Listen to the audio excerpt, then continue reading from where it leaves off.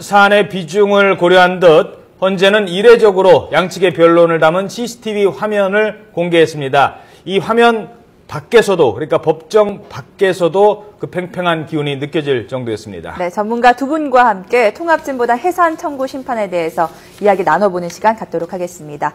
최진영 변호사, 김경진 변호사 나왔습니다. 네, 안녕하세요. 안녕하십니까. 예. 안녕하세요. 자, 일단 그 헌정사상 첫 정당 해산 심판이라는 사건의 어떤 중대성, 심각성을 고려해서 그랬는지 법무부 장관이 이렇게 직접 변론을 한 거는 제가 처음 보는 건데 어떻습니까? 네, 그렇습니다. 기본적으로 이제 그 국가가 당사자가 됐을 때 그 국가를 대표하는 사람이 법무장관인 건 맞지만 네. 실무상 실무자들이 예컨대 변호사님들이 나가거나 아니면은 공익 법무관들이 나가거나 그런 게 있지만 예. 이 사건 같은 경우에는 아시다시피 우리나라의 한 정당 거기다가 국회의원들이 담긴 정당에 대한 위헌이기 때문에 아마 이 사건의 그만큼 중요성을 감안해서 예. 정말 이례적으로 나오실 만큼 중요성을 감안해서 직접 나오신 거 아닙니까 싶습니다. 예. 특히 정부로서는 이 사건이 인용됐으면은 당연한 것이겠지만 만약에 하나 기각됐을 경우에는 후폭풍이 너무나 클 것입니다. 아하. 마치 탄핵 사건이 있을 정도로 어떤 예. 국민의 반발이 있을 수 있기 때문에 어쩌면은 내각 총사퇴가 있을 수 있는 그런 상황이기 때문에 예. 그러기 위해서는 결국 국가의 대표자라고 할 수 있는 법무장관이 직접 나가는 그런 정치적 의미가 있어 보입니다. 예, 그만큼 네. 중요하다고 이제 생각을 한 것 같고요. 이정희 변호사 역시 마찬가지 아니었습니까? 네. 그러니까 이제 양당은 아니죠. 이제 국가도 그렇고 통합진보당도 그렇고 어느 쪽 한쪽도 사실은 물러설 여지가 없죠. 네. 그러니까 제소를 한 지금 국가 입장에서 보면 결국은 이 통합진보당이라고 하는 정당이 대한민국의 헌정 질서를 물랑케 하고 결국은 어떤 민주적 기본 질서를 도저히 보장하지 못하는 정당이다라고 보고 지금 제소를 한 거 아니겠습니까? 예. 근데 거꾸로 통합진보당에서 본다면 그러면 그게 만약에 받아들여진다면 자신들의 정당이 정말 민주적 기본 질서를 도저히 어떤 수용하지 못하는 그런 정당이냐. 그러니까 헌법재판소가 2001년도에 민주적 기본 질서란 무엇인가에 대해서 지금 그 판결로서 심결례로서 지금 정의를 해놓은 게 있거든요. 네. 예. 거기를 보면 민주적 기본 질서의 핵심 내용은 가령 일당 독재를 꿈꾼다든지 또는 1인 지배체제를 꿈꾼다든지 또는 국민의 기본권 보장에 대해서 전혀 관심이 없다든지 또는 복수정당제나 선거제도를 부인한다든지 또 상권분립이나 사법권 독립을 부인한다든지 또 어떻게 보면 자유시장 경제체제에 대한 기본적인 점에 대한 부인을 하는 것 이런 것들이 민주적 기본 질서를 저해하는 요소들이라고 지금 헌법재판소가 기심결례로서 판결을 한 바가 있는데 네. 그러면 자신들이 주장하는 이 통합진보당이 과연 거기에 해당한다고 하는 그 결론밖에 안 되는 것이기 때문에 통합진보당 입장에서는 당에 사활이 걸려 있는 문제이기 때문에 결국은 이정희 대표가 직접 나올 수밖에 없다고 보여집니다. 네, 정부의 창과 통합진보당 방패의 대결이다, 이런 얘기도 나오고 있는데요. 네, 그렇습니다. 실제로 양측이 좀 평평하게 대립을 하고 있는데 굳이 두 사람의 변론을 점수로 매겨본다면 성적 어떨까요? 이거를 점수로 A, B, C로 매길지 어떨지 모르겠습니다. 근데 네. 약간 스타일이 달랐던 것 같습니다. 네. 어쨌든 그 법무장관은 행정가로서의 어떤 그런 찬찬히 설명하는 스타일로 갔고, 네. 이정희 대표 같은 경우에는 물론 변호사긴 하지만 지금 정당의 대표로서 정치가로서 어떤 감정적으로 좀 호소하고자 하는 감성적으로, 그런 식으로 네. 했던 어떤 서로 전략이 달랐던 것 같고, 네. 사실 최초에는 한 15분 정도 이렇게 대표들에게 그 변론을 할 시간을 준비를 했는데, 우리 법무장관님은 한 5분 정도. 네. 그래서 한 10분 정도 모자랐게 했고, 또 그 반면에 이정희 대표 같은 경우에는 20분 정도로 해서 길게 했던 것 같습니다. 어떻게 보면 과유불급이라는 측면에서는 좀 모자라겠지만 또 어떤 15분의 시간이 주어졌는데 네. 그거를 덜 했다는 측면에서도 그렇게 만약에 변호사라고 한다고 하면은 좀 그 정도 부분은 좀 칭찬받기에는 좀 어려운 부분이 아닌가 싶습니다. 이성적인 공격과 약간 좀 감성적인 방어. 김 변호사님 어떻게 보셨습니까? 어제 두 분 다 그러니까 양측 공이 다 할 얘기를 잘 하셨다고 생각이 되고 있고요. 예. 네. 근데 이제 결국은 보면 헌법재판소가 참 이 골치 아픈 결정을 내려야 되는 이제 상황에 직면해 있는데 예. 결국 우리 사회의 이념 논쟁이 헌법적 가치의 측면에서 어떻게 재단을 해야 될 것인가 그거에 대한 이제 판결을 할 수밖에 없는 상황이 지금 헌법재판소가 직면을 하게 됐고 예. 그 이념적 논쟁과 헌법 가치의 어떤 접합점에 대한 이 판단 결국은 이제 정부 황교안 법무부 장관 장관은 공격하는 입장에서 적절한 공격을 했고 또 네. 이정희 대표 입장에서는 우리 사회의 민주주의 특히 정당 제도의 근간이 보호가 돼야 된다. 그리고 만약에 통합진보당이 위원정당을 통해서 해산이 된다고 한다면 그렇다면 대한민국 사회의 약자 보호, 노동자라든지 농민이라든지 서민들의 약자 보호는 누가 맡아서 할 것이냐. 또 대한민국 사회의 민주주의가 이 어떤 정당 해산 심판을 통해서 깨지는 것이 아니냐. 이런 부분을 아마 적극적으로 잘 얘기를 했다고 보여집니다. 네. 정당 해산 심판의 그 핵심 쟁점이라고 할까요? 법리적 쟁점이 뭔지 궁금한데요. 예를 들어서 이석기 의원의 뭐 내란음모 혐의 사건 같은 예. 경우는 네. 뭐 이른바 이제 구체성, 몇 월 며칠 날 우리가 모여서 무슨 행동을 하자, 그다음에 실현 가능성, 그렇게 할 만한 사람들의 어떤 그런 능력이 있었고 무슨 뭐 총을 준비를 실제로 했는지 뭐 이런 거를 따진다면 예. 그건 내란음모 사건이고 예. 정당 해산을 따질 때는 도대체 무엇을 가지고 이 정당이 해산을 해야 되느냐, 해산하지 말아야 되느냐, 그 네. 쟁점은 어디서 찾는 겁니까? 모든 것은 법으로 수렴합니다. 예. 헌법 8조에 보면 정당에 관한 규정이 있는데 예. 1조에는 정당 설립은 자유다라고 되어 있습니다. 예. 그 반면에 8조 사항에 보면은 정당의 목적 또는 그 활동이 예. 민주적 기본 질서에 어긋날 때는 국가가 헌법재판소에 제소를 하고 헌법재판소가 그 심판을 거쳐서 해산한다고 이렇게 되어 있습니다. 예. 네. 결국 정당의 강령이나 그 대표자의 연설이나 어떤 네. 교육 자료 같은 걸 봤을 때에 그 목적 자체가 우리나라의 헌법이 정한 어떤 민주적 기본 질서, 아까 우리 김 변호사님이 말씀하셨던 그런 헌법재판소가 얘기하는 핵심적인 내용을 과연 부인하는 내용이 들어있느냐, 예. 그걸 볼 것이고, 예. 그리고 정당의 활동이 과연 민주적 기본 질서에 어긋나느냐, 예. 말씀드렸듯이 그것의 핵심이 바로 그 지금 통진당의 핵심 세력인 정부 주장으로서는 예. 핵심 세력인 아로 조직, 그 대표인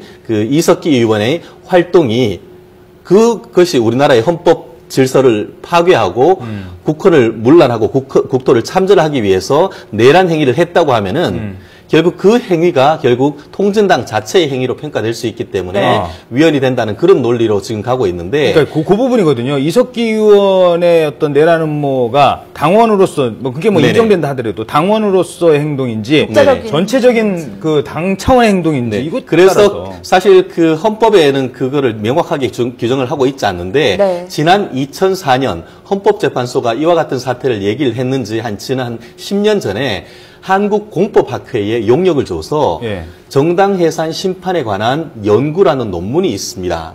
굉장히 중요한 논문이고 이번 사건에서 그 일응에 판단하는 지침이 될 수 있는 것이 있는데 그 내용을 보면은 핵심적인 그 말씀이 이제 정당이나 정당의 일부 조직의 활동을 과연 정당의 행위로 전체로. 귀속시킬 수 있느냐 예. 네. 이렇게 했었는데 대표자의 활동이나 일부의 활동이 중요한 어떤 당직자의 활동이 그 민주적 기본 질서에 어긋난다고 하면은 정당의 활동으로 귀속될 수 있다라고 결론을 내렸기 때문에 그와 같은 논문 내용은 상당히 이번 통진당에게 부담으로 작용할 수밖에 없을 겁니다. 왜냐하면은 아로 그 모임 자체가 통진당의 모임이었다고 스스로 인정하고 있기 때문입니다. 야. 네, 김 변호사님. 그러니까 예. 이제 이거거든요. 방금 최 변호사님 말씀하신 예. 대로 정당의 목적과 활동. 예. 네. 그러면 지금 이석기 의원 재판 부분은 활동의 어떤 민주적 기본 질서 침해성을 직접적으로 어떤 관련이 있느냐 없느냐 이 부분이거든요. 예.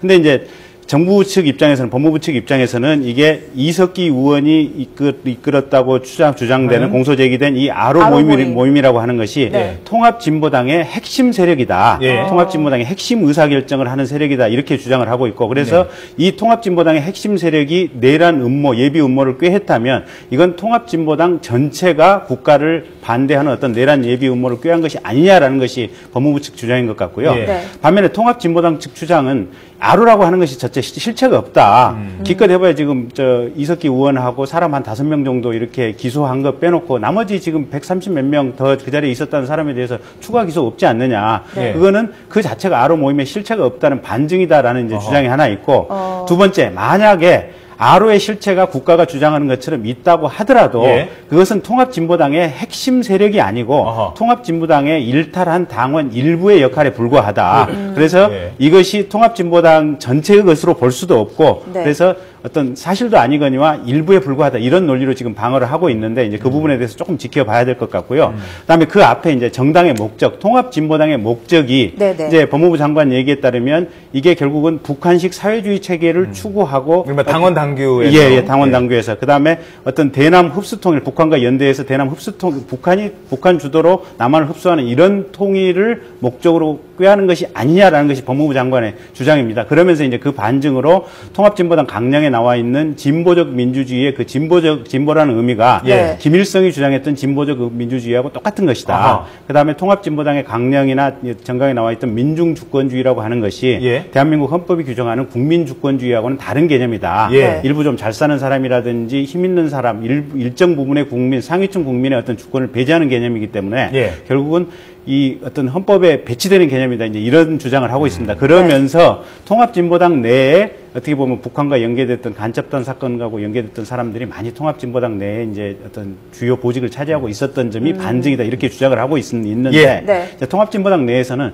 그것은 법무부의 상상에 불과하고 우리는 헌법이 주장하는 선거제도 내에서 적정한 진보적인 어떤 사회 변화와 또 어떤 우리 대한민국 사회의 어떤 적정한 평등 국가를 꿈꾸는 것이지 네. 헌법의 기본 질서를 부인하는 것은 아니다라고 변명을 하고 있고 예. 그래서 헌법재판소의 판결 부분을 좀 지켜봐야 될 것 네, 같습니다. 뭐 양도 구육인 것 같아요. 통합진보당이 양머리를 내걸고 개고기를 팔았는지 그렇지. 양고기를 팔았는지 네. 이 문제인 것 같은데 네. 이석기 내라는 모 사건 다음 달 3일날 결심 공판 있다는데 네네. 이 사건이 또 통합진보당 해산 심판 청구 소송에는 어떤 연관이 있을까요? 굉장히 관건적인 어떤 굉장히 중요한 포인트가 아닌가 싶습니다. 네. 사실, 어제 이제 1차 그 변론기일이 있었고, 다음 2차 헌재에서 변론기일이 21일인데, 결국 다음 18일인데, 그때라고 하면은, 만약에 그 전에 선고가 됐다고 하면은, 그때의 그 변론기일은 굉장히 큰 논쟁거리가 될 것 이석기 같은데요. 사건이 그렇죠. 먼저 예, 그렇죠. 지금 선고가 대충, 내려지면. 아마 그 전에 판결 선고가 있을 가능성이 큰데, 네. 그렇게 되면 그 결과에 따라서 재판정 분위기는 좀 한쪽은 굉장히 그 만세를 부는 분위기가 될 거고, 한쪽은 거의 뭐 굉장히 침통한 분위기가 될 것인데, 네. 지금 어쨌든 우리 김 변호사님 말씀하신 대로 그 부분은 정당의 활동이 과연 민주적 기본 질서에 어긋나느냐 이 부분으로 수렴되는 것인데 아까 말씀드린 그 한국공법학회의 논문에 따르면은 정당의 일부 그 당원들이 일탈 행위를 했을 때에 그 행위를 알고도 적극적으로 막지 아니하고 예컨대 일부의 행위가 그걸 알고도 이제 출당시키거나 제지하지 아니하였다고 하면 그 자체로서도 정당의 책임이 있다라는 그 논문 결과가 있습니다. 예. 그래서 그 부분에 대해서 헌법재판소에서 어떻게 그 판단을 할지 모르지만 네. 어제 엊그제 있었던 43차 수원에 있었던 이석기 의원의 피고인에 대한 신문에 대해서 예. 그 이석기 의원이 어떤 얘기를 했냐 하면은 예. 그 아로 모임에서 그 당원들이 뭐 총 얘기가 나오고 굉장히 민감한 얘기가 나와서 내 말을 마무리도 할 수도 없을 정도로 당황했다라고 그렇게 변명을 했는데 네. 사실 우리 그 헌법 아까 논문에 따르면 그 경우에는 당직자고 중요한 의원이라고 하면은 그냥 가만히 있을 게 아니고 제재를 그럼 안 했어야 된다. 된다. 제재를 했었어야 된다라는 그런 논리가 성립될 것입니다. 그렇기 예. 때문에 그러한 어떤 이석기 의원의 진술 자체가를 어떻게 헌법재판소에서 판단할지는 좀 두고 봐야 될 것 같습니다. 예, 알겠습니다. 자, 이거 뭐 더 듣고 싶은데요. 시간 관계상 오늘 여기까지만 듣도록 하겠습니다. 참고로 17일 날 지금 뭐 또 이제 이석기 의원 관련된 결심이 나온다고 하니까 그때 네. 잘 영향을 받을 것 같습니다. 지금까지 두 분 오늘 말씀 고맙습니다. 네, 고맙습니다. 감사합니다.